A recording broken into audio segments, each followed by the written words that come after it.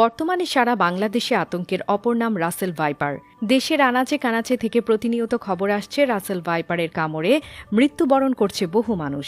বিশেষ করে প্রত্যন্ত অঞ্চলগুলোতে এই সাপের আগ্রাসনটা একটু বেশি। কিন্তু মনে প্রশ্ন জাগে না, হঠাৎ করে কোথা থেকে এলো এত রাসেল ভাইপার? কেন বাংলাদেশে প্রতিনিয়ত বাড়ছে এর প্রভাব?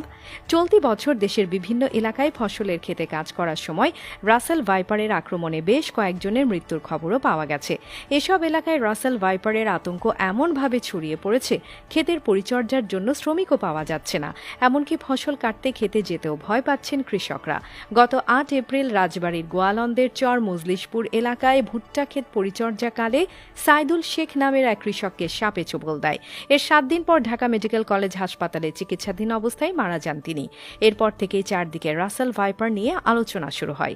দেশের উত্তর পশ্চিমাংশে, বিশেষত পদ্মার চরাঞ্চল, নদী অববাহিকা ও বরেন্দ্র এলাকায় উঁচু নিচু ঘাস বা ফসলের জমিতে এই সাপটি বেশি দেখা যায়। তবে বিগত কয়েক বছরে সাপটি দেশের নদী বিধৌত বেশ কয়েকটি জেলায় ছড়িয়ে পড়েছে।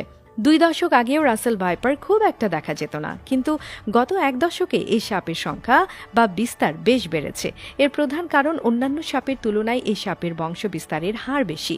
প্রজাতি ভেদে বাংলাদেশের রাসেল ভাইপার ৬ থেকে ৬৩টি বাচ্চা প্রসব করে।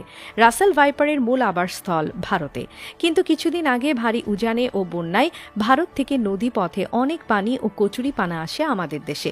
গবেষকদের ধারণা, কচুরি পানায় করে এবং পানি স্রোতে ভেসে অনেক সাপ বাংলাদেশে চলে এসেছে। বিশেষ করে বাচ্চা সাপের আগমন হয় অনেক, সেখান থেকে ধীরে ধীরে বংশ বিস্তার বাড়তে থাকে। তাছাড়া রাসেল ভাইপার বেশি দেখা যায় কৃষি জমিতে। এর প্রধান কারণ এর খাদ্য হল ব্যাঙ ও ইঁদুর, আর কৃষি জমির গর্তে অনেক ইঁদুর বাস করে, তাই সেখানে তারা ইঁদুরের অপেক্ষায় থাকে এবং ইঁদুরের গর্তে নিয়মিত আসা যাওয়া করে। এছাড়া সাম্প্রতিক বছরগুলোতে দেশে ঝোপঝাড়ের পরিমাণও কমে গেছে, ফলে অনেক সময় বসবাসের উপযুক্ত পরিবেশ ও পর্যাপ্ত খাবার পেয়ে ফসলের ক্ষেতের আশেপাশেই আবাস গড়েছে এই সাপ, সাথে বংশ বিস্তার করছে।